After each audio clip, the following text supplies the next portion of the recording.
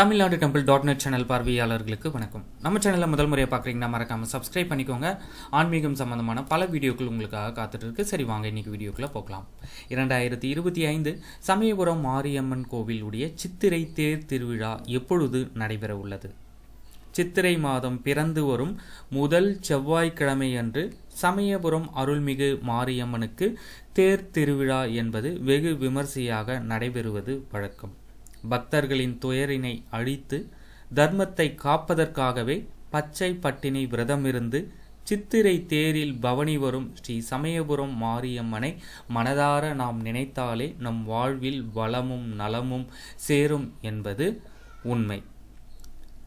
சமயபுரம் மாரியம்மன் சித்திரை தேர் திருவிழா நடைபெறும் நாள் 15/4/2025 சித்திரை 2 செவ்வாய்க்கிழமை அன்று நடைபெற உள்ளது.